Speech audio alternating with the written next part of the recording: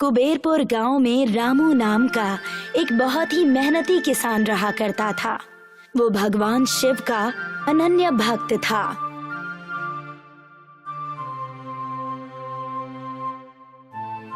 रोज सुबह वो दिन की शुरुआत उनका नाम लेकर ही करता था। एक दिन रामू भगवान की पूजा समाप्त करने के बाद बैठा, तभी उसका बेटा लखन वहाँ आता है। पिताजी, आप ये रोज किनके ध्यान में बैठे रहते हैं? बेटा, ये हमारे इष्ट देव हैं और सब जीवों के नाथ भोलेनाथ हैं। अच्छा, और आप इनका पूजन क्यों करते हैं?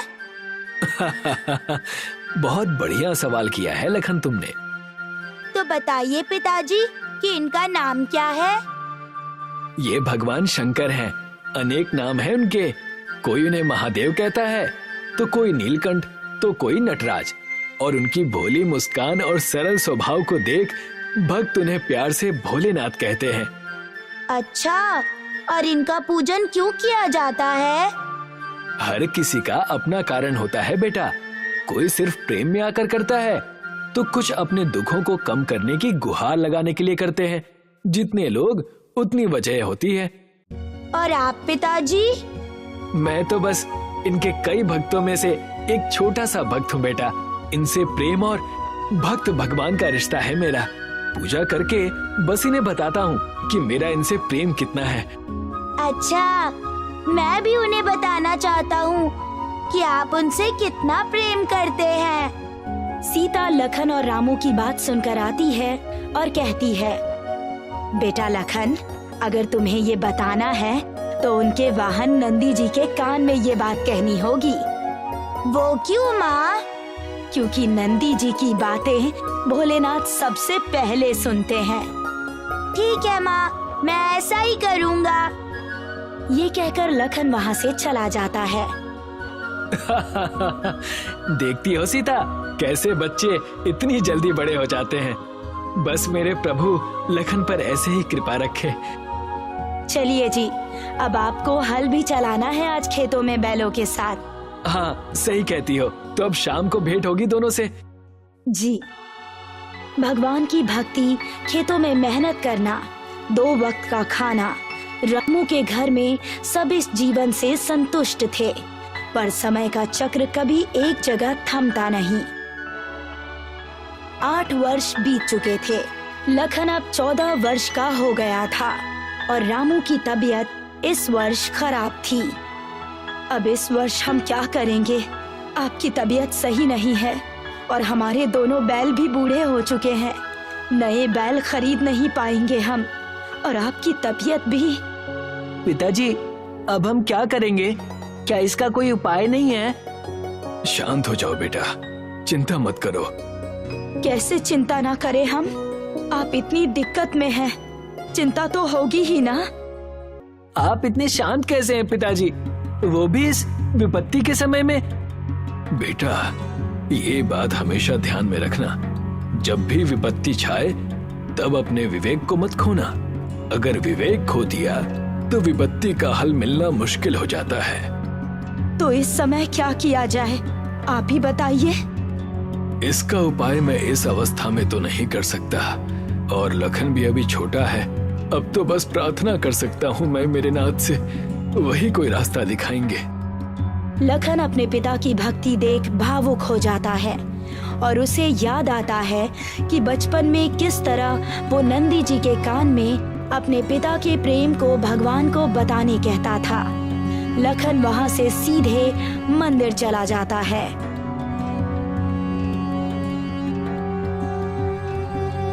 हे भगवान, मैं बचपन से अपने पिता का आपके प्रति प्रेम बताने आता था, पर आज इस कठिन परिस्थिति को संभालने का मार्ग मांगने आया हूँ।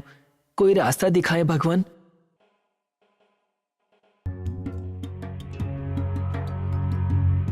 लखन, क्या बात है बेटा, कुछ परेशान नजर आते हो?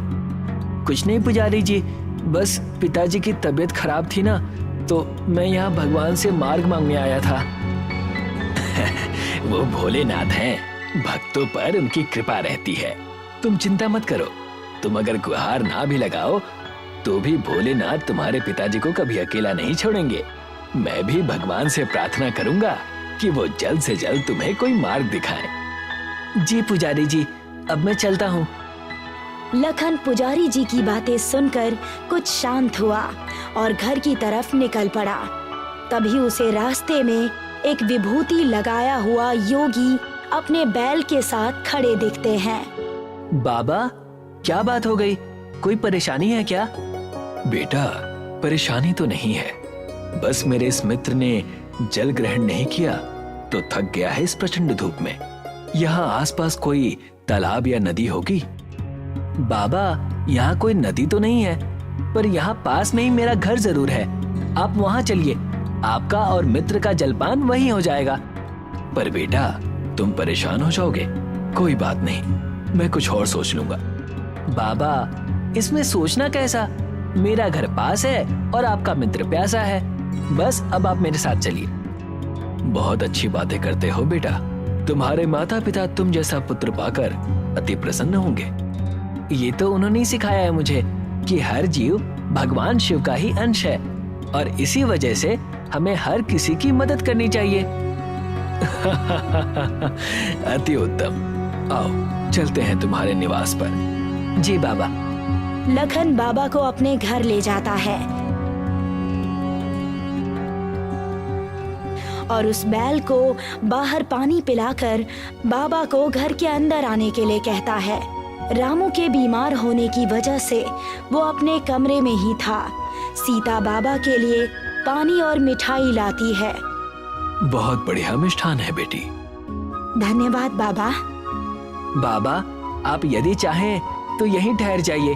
अब आप इस समय निवास स्थान कहाँ ढूंढेंगे? मैं तो वैरागी हूँ पुत्र। ये आसमान ही मेरी छत है और धरती मेरा घर। तुम मेरी चिंता ना करो। क्या घर में बस तुम दो ही जन रहते हो? नहीं नहीं, लखन के पिता भी हैं। लखन के पिता अभी बीमार हैं। वो कमरे में ही आराम कर रहे हैं। लखन के संस्कार देखकर मुझ में उसके माता पिता से मिलने की इच्छा जाग गई, तो मैं यहाँ चला आया। आइए बाबा, मैं आपको उनसे मिलवाता हूँ।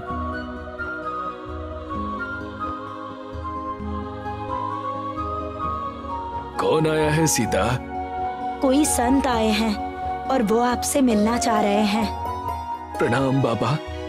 कल्याण हो पुत्र। रामू जैसे ही बाबा को देखता है, उसकी आंखों में आंसू झलक आते हैं और बाबा के चेहरे पर वही सरल मुस्कान आ जाती है। क्या बात है पिताजी, आप रो क्यों रहे हैं? पता नहीं बेटा, पर ऐसा लगता है कि जिसकी तलाश थी आज तक, वो आज मिल गया हो। अब मैं विदा लेता हूँ। आप सभी ने बहुत सेवा की। आपने आकर घर की शोभा बढ़ा दी बाबा। यदि फिर कभी आना हुआ तो यहाँ अवश्य आइएगा। प्रणाम बाबा। सीता और लखन भी रामू के साथ बाबा का आशीर्वाद लेते हैं और बाबा वहां से चले जाते हैं।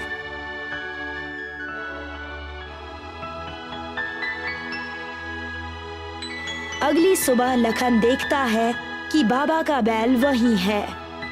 माँ, पिताजी, क्या हुआ बेटा? देखिए ना, बाबा अपने मित्र को यहीं भूल गए हैं। पर वो इसे साथ क्यों नहीं ले गए? बाबा इसे भूले तो नहीं होंगे।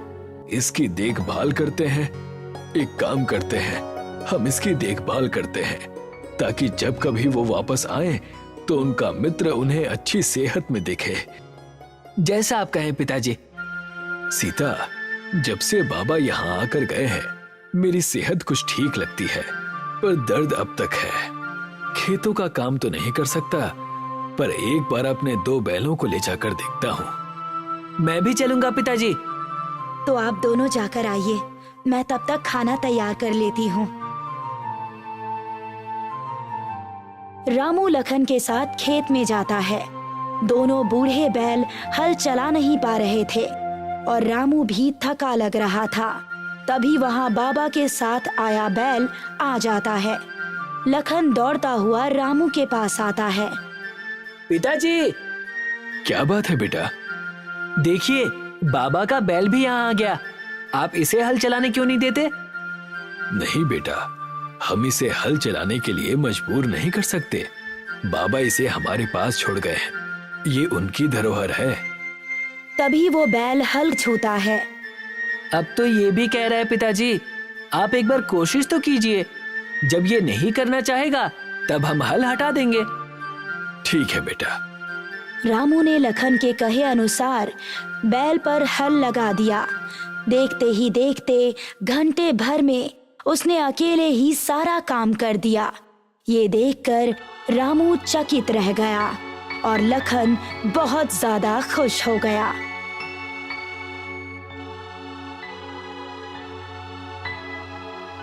माँ, पता है आज क्या हुआ? बहुत खुश नजर आ रहे हैं। ऐसी क्या बात हो गई? नंदी ने सारे खेतों का काम अकेले ही कर दिया, वो भी घंटे भर में। क्या? सच में? हाँ सच। मानो दर्जनों बैलों का बल एक इस अकेले में है और इतना काम करके भी ये थका नहीं। ये तो स्वयं भोलेनाथ की कृपा लगती है। इससे ज्यादा खुशी की बात और क्या हो सकती है? हाँ माँ, कल ही मैं मार्ग मांगने मंदिर गया था और समस्या का पूरा हल मिल गया। अब इस वर्ष बहुत बढ़िया फसल होगी। अपने हालात बदलते देख रामू और सीता की आंखों में आंसू आ गए। देखते ही देखते एक वर्ष बीत गया और इस वर्ष रामू की फसल सबसे ज्यादा और सबसे बेहतरीन थी। रामू को काफी धन प्राप्त हुआ। कुबेरपुर का एक बड़ा जमींदार कुंभ ये सूचना सुनकर रामू के घर आता है। क्या बात है कुंभ, कैसे आना हुआ? कुछ हुआ नहीं, बस सूचना मिली कि तुम्हारी फसल इस गांव में सबसे ज्यादा हुई है, तो बस वही जानने आया था कि अगर कोई तरीका जानते हो तो हमें भी बताओ, पूरा गांव आगे बढ़ेगा। इसमें मैंने कुछ नहीं किया, मेरी तो तबीयत भी ठीक नहीं है। तो आखिर ये हुआ कैसे? वो ऐसे कि हमारे घर भगवान की कृपा से एक बैल आया है। इसमें मानो दर्जनों बैलों की शक्ति हो। बस जब से इसने हल चलाया मेरे खेतों में, तब से फसल बढ़ गई। अच्छा, हाँ कुंभ। रामू, ऐसा करो, इस बैल को मुझे दे दो, मैं अच्छी कीमत दूंगा इसकी। और आखिर मेरे पास जमीन भी तो बड़ी मात्रा में है। कुंभ, मैं तुम्हें इस बैल को बेच नहीं सकता। ये बैल जिन बाबा का है वो इसे लेने जरूर आएंगे और तब तक हम बस इसका ध्यान रख सकते हैं। साफ साफ क्यों नहीं कहते कि सारा लाभ खुद रखना चाहते हो? बहाने मत बनाओ।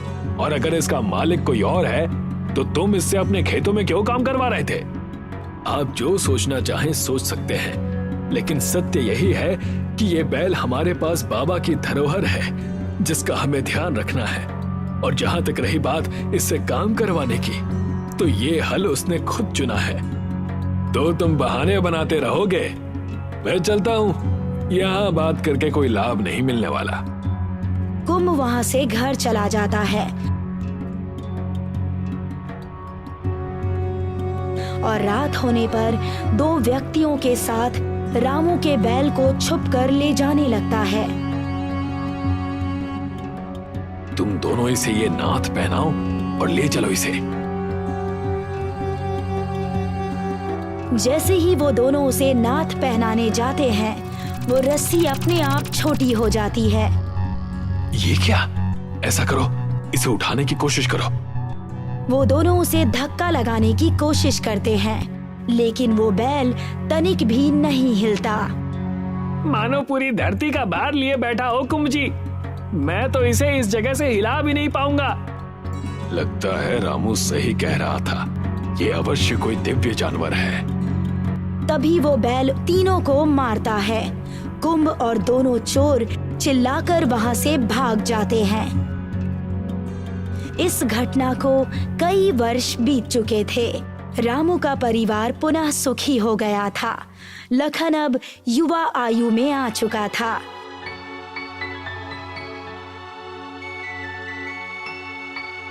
एक सुबह वो बैल वहां से गायब हो गया।